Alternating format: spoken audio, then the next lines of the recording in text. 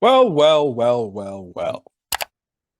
Usually, I don't do after the reaction draft Chicago Bears videos like right after their picks happen, but obviously tonight it had to happen because of the magnitude of the pick that the Bears had made, and that is the fact that the Bears have officially drafted Caleb Williams at the number 1 overall pick. And then they actually stayed put at number 9 and ended up drafting wide receiver Rome Odunze, which, hey, listen, you will take. You will take. Listen, I'll get into Caleb Williams in a bit. Um, Obviously, that was the consensus number 1 overall pick right then and there. Um, and obviously, people leading up to the draft thought like, okay, maybe the Bears trade back, or actually, no, maybe the Bears go someone else, or maybe Caleb Williams pulls an Eli Manning. But no, he didn't. It was clear that he was going to get drafted by the Bears. I'll get into Caleb Williams in a second. Number 9 was the more interesting pick because we didn't know what they would do. Now, leading up to the draft, there were rumors or reports that I guess the Bears would have traded back, but no, they stayed put at 9. And heck, when I was even watching, the funny part is I was just getting out of work and I was walking up to my car. And when I saw the Bears pick is in, I'm like, oh, they're actually not trading back. They're actually going in. And the Bears obviously I've said this on other videos in the past with the last Chicago Bears video I made with my uncle who we were going to talk about the first round tonight. That won't happen. That actually is going to happen tomorrow's video. Now, I will actually still do a reaction video in terms of like not the whole first round, just in terms of some moves and some shocking moves like that Atlanta Falcons move. Can't wait to talk about that move. Um but the Bears stayed put at 9, and I was like, all right, they're either going to go edge rusher, maybe offensive line, or wide receiver. Now, obviously, the Bears made their due with getting Keenan Allen in the trade, and obviously DJ Moore previously in last year's trade for the number 1 overall pick. And listen. Um, they ended up making a decision, and they're like, nope, we got to still improve this wide receiving core. And they ended up drafting Rome Odunze, which a lot of people, a lot of Bear fans hoped that is what the Bears had done. And obviously, with the way the draft ended up turning out, it obviously, played right into the Bears' hands. I think the thing was the fact that the Chargers didn't go wide receiver. They went the Chargers went wide receiver, and even they went offensive line because before that the Giants actually went wide receiver when everybody thought they were probably going to go quarterback there. So that's the thing right then and there. But Roma Dunze falls to the Bears. The Bears selected him, and it's kind of one of those moves where it's like, well, you could potentially trade back, but then at the same time, is he gonna fall to you? And you need to just get the guy while you need to get him right then and there. And the Bears got their guy. And this is a good move. This is a definitely good move. He was really damn good the past few years at Washington, especially this past season. Him and Caleb Williams throughout this whole draft process ended up creating a good brothership, a bond with each other. And lo and behold, they're now teammates, which is absolutely great because now they got some chemistry. Now that's only going to build on the field. On top of it, while Roma Dunze was one of the top wide receiver prospects, you can actually use him as your third best receiver before he can be 1B to DJ Moore when eventually Keenan Allen retires. I expect Keenan Allen to probably stay around. He'll probably end his career off as a Chicago Bear. I would expect the Bears to give him an extension. I think a 2-year extension would probably be good for him. They're going to give him a 2-year extension. Roma Dunze, literally in that time frame of 3 years, is going to develop properly. He's going to be wide receiver 3, while DJ Moore and Keenan Allen are kind of like 1A, 1B. In a weird way, Roma Dunze can be 1C, but you get my point. He can develop, learn from those guys, And then eventually, when Keenan Allen more than likely retires from the NFL, that's when Rome Odunze slides right on in, and then he'll be the one B to DJ Moore's in the later part of DJ Moore's 1A career, and then eventually by the time DJ Moore is there, you will have given an extension to Rome Odunze. He'll be your 1A, and then next thing you know, he'll be mentoring the next wide receiver that walks up in the building. Which, I said this would actually be pretty dang good. You're setting yourself up for success, and you're setting yourself up to have a basically a wide receiver number one in the making alongside your quarterback, who you hope ends up turning in to be an elite franchise altering quarterback right alongside him. And that's the one thing the Bears, Ryan Poles did. They wanted to make sure Caleb Williams comes into a situation not only having DJ Moore and Keenan Allen, but he has a wide receiver on the same time length as him. We saw it with Joe Burrow. We saw how the things Jamar Chase is doing with him. Trying to think of anybody else. But jeez, I'm trying to think. My goodness, I'm trying to think of Jamar. I keep thinking. Well, I guess you can say you hope it's like the same thing with Justin Herbert and Quentin Johnson. It was a little bit with like Mahomes and Tyreek Hill. I'm trying to continuously to think. You hope it's gonna be like with what Stroud got with Tank Dell.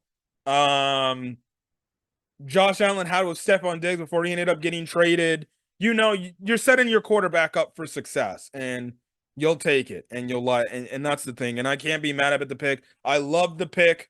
You can clearly tell from the videos that Caleb Williams and Rome Odunze, they're clearly happy to be teammates, and they're really ready to work. And listen, like I said, this is so good because Rome Odunze doesn't have to do much. He doesn't have to do much, really. He'll, I would envision he's going to be a part of the offense, but he really doesn't have to do much. He can ease into the game of being an NFL wide receiver while he's got DJ Moore and Keenan Allen showing him the ropes. At the same time, he can still be a good damn weapon. So I definitely can't wait to see what he brings to the team. He's actually going to be wearing number 15, which is used to be Brandon Marshall's number, which I think is a solid number. I think I believe if Jalen Johnson didn't choose number 1, he probably would be number 1. Now, let's obviously go, speaking of number 1, to the number 1 overall pick of this NFL draft. And the Bears ended up selecting Caleb Williams out of USC. Now, I'm a UCLA guy, so obviously, just, I guess, seeing this all happen, it's quite shocking that now I'm going to be rooting for a USC quarterback. Looks like the Bills got Xavier Worthy. I guess that's going to be their replacement for Stephon Diggs. Makes sense for them to do that. Anyways, what I was going to say, it was the consensus pick. Obviously in the build up to this moment, me and my uncle talked about how we didn't like the way Ryan Poles handled the Justin Fields departure and the situation.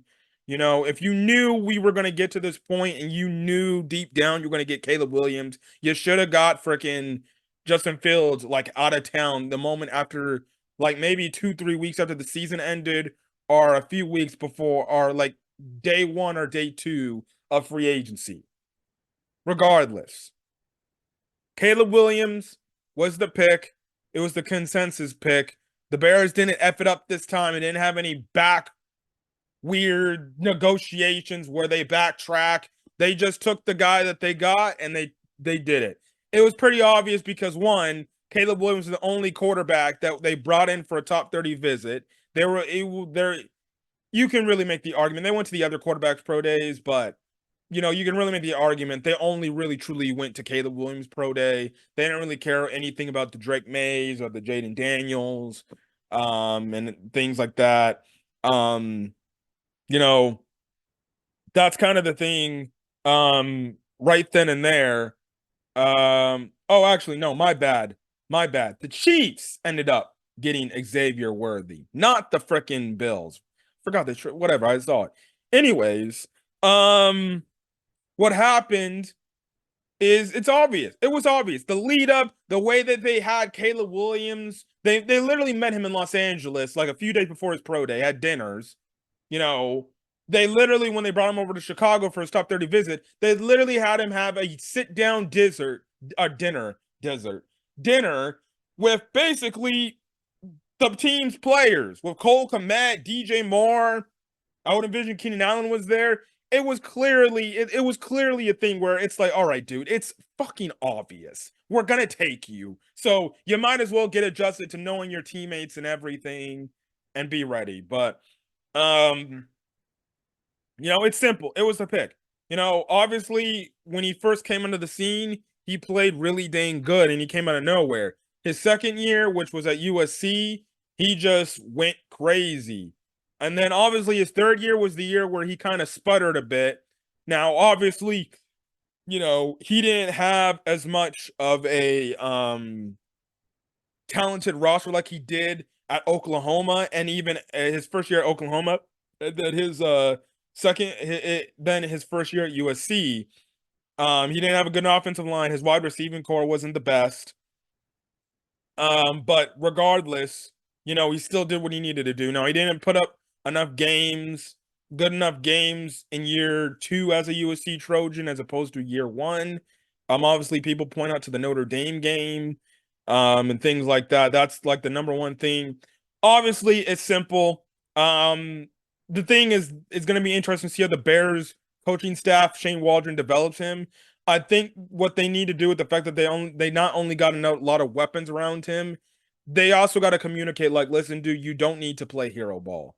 You can make the argument at times at USC last year, he was trying to do so much because he was trying to pick up his bad team at USC. He did a little bit too much and he got himself into trouble and then probably got himself into some bad habits. So listen, I think he can be a really good quarterback here for Chicago. I think he has the traits. Like I said with Justin, I think he has the traits to be the guy. Obviously, it comes down to the Bears coaching staff to put in place the tools and to truly properly develop him. Shane Waldron has to properly develop him at the NFL level because, to be honest, Ryan Poles did his job. Ryan Poles, the GM, did his job in terms of setting Caleb Williams up for success. Now it goes down to Matt Eberflus and the remaining part of the coaching staff, especially the offensive side of the coaching staff, to make sure Caleb Williams is developed properly and they put him in a good situation to succeed.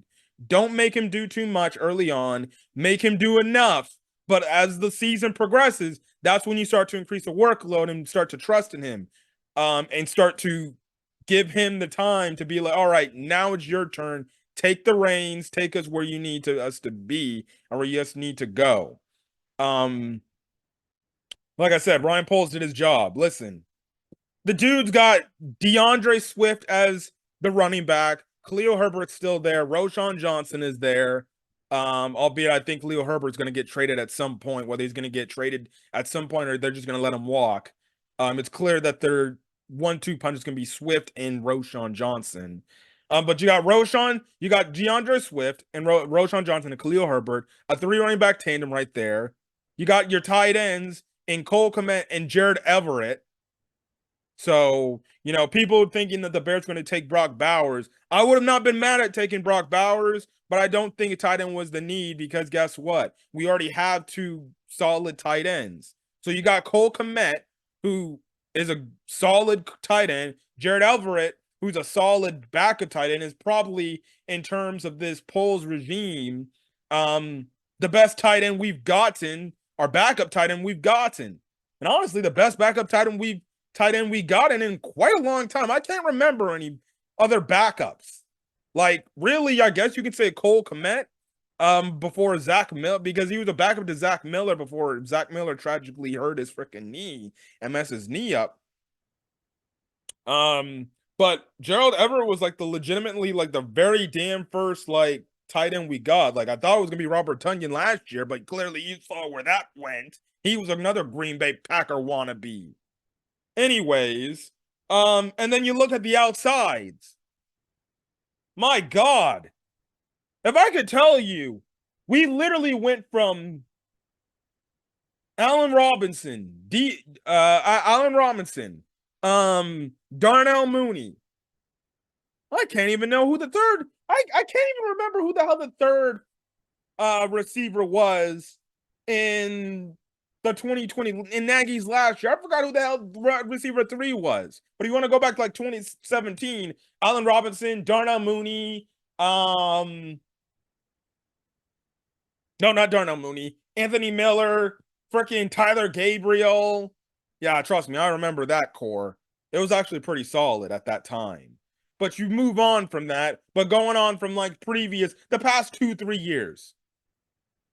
Like, my God, you know, like freaking Justin Fields year 2, when the freaking second best receiver on the team was a tie between Equanimous St. Brown and Dante effing Pettis. And then you go to next year, or last season, it was freaking DJ Moore, Darnell Mooney, and then your third wide receiver was Equanimous St. Brown. Right then and there. Right then and there. You just look at the past few years of the Bears wide receiving room, and this room right now, I don't give a crap. Even if you add on the Tyler Scott and the Bayless Jones Jr. As your fourth and fifth best wide receivers, and even Dante Pettis, who returned too.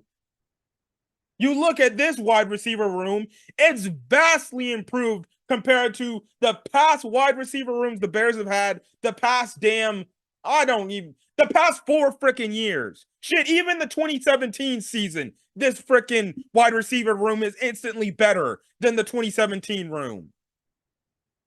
And that wide receiver room did put up some solid numbers. And legitimately, damn it, when's the last time the Bears had a great wide receiver room was Alshon Jeffrey and freaking Brandon Marshall. So we're damn near almost half a decade. And this wide receiver room this current one is better than any Bears past wide receiver room. And it's freaking in the past damn near 7-10 years.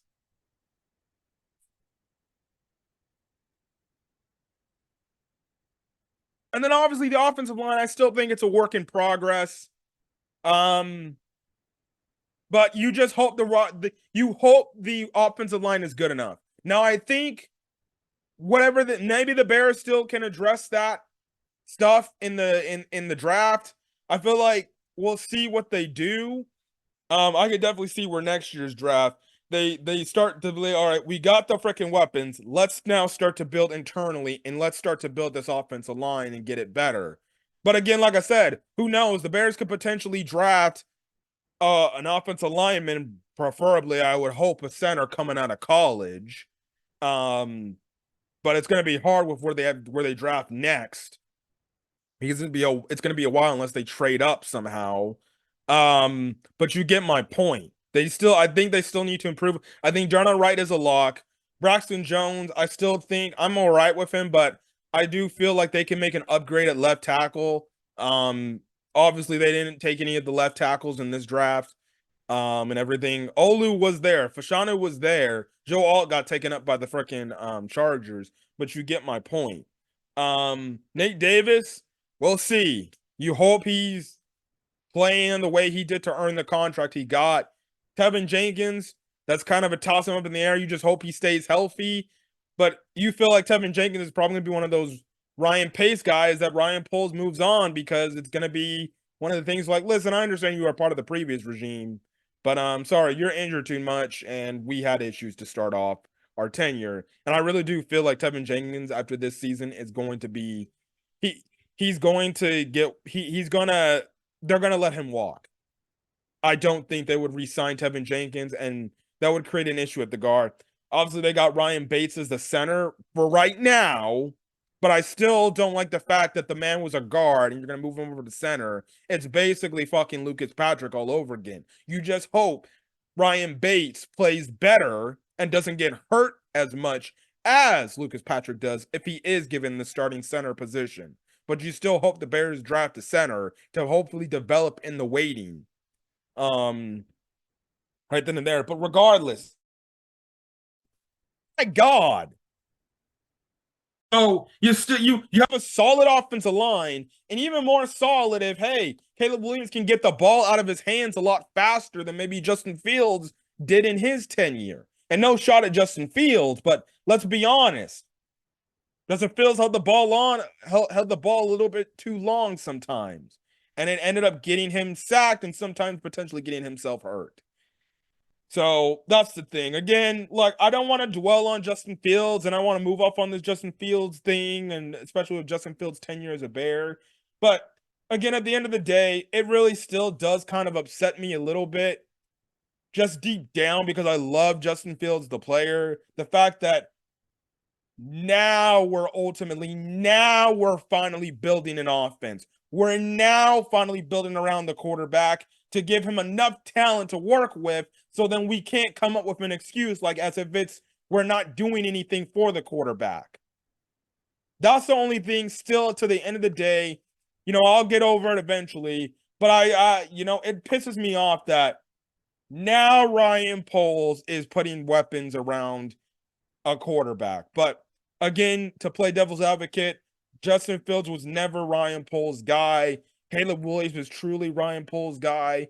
And basically, Caleb Williams is going to buy Ryan Poles another, damn shit, you could say another 5 years. He honestly, if Caleb Williams somehow fails, he could potentially still be here to select the next quarterback.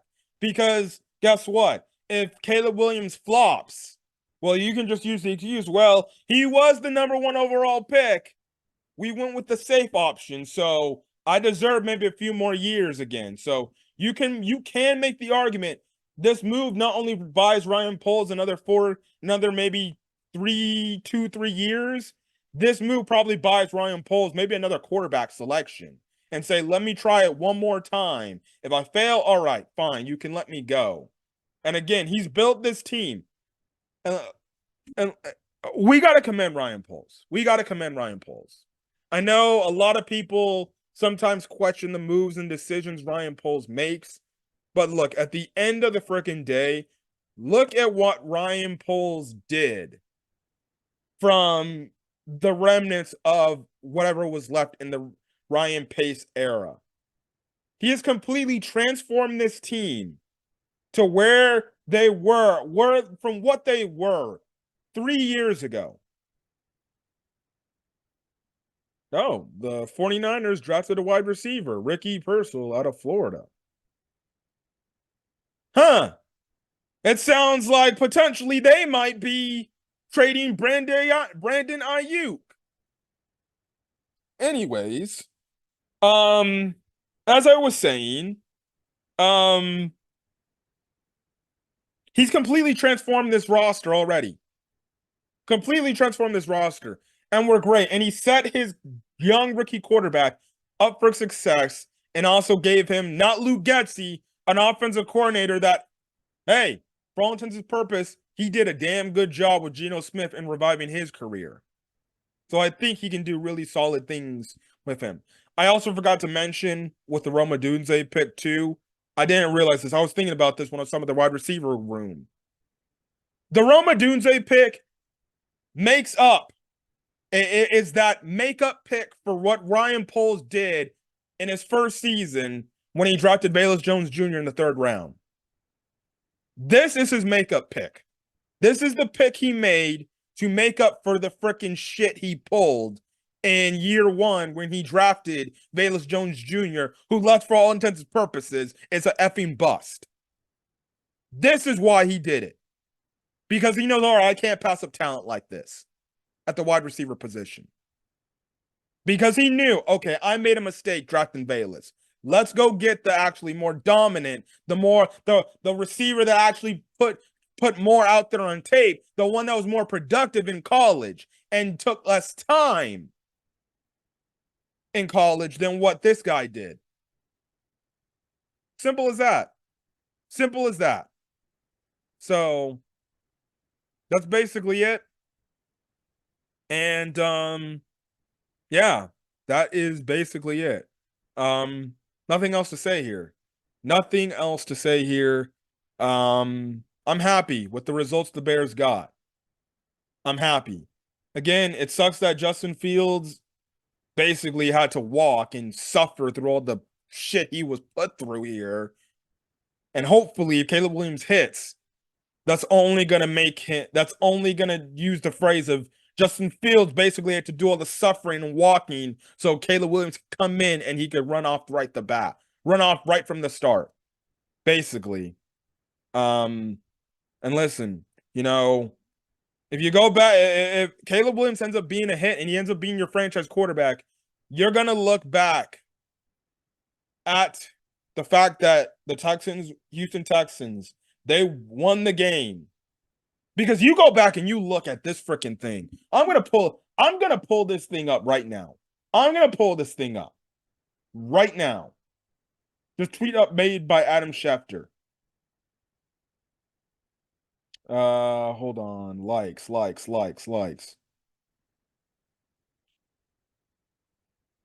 see. Let's find it. Just of this. Thanks to the Houston Texans winning, if Caleb Williams completely knocks out of the park and he's that guy and he's our franchise quarterback, he is that quarterback, that one quarterback that we'll have for decades.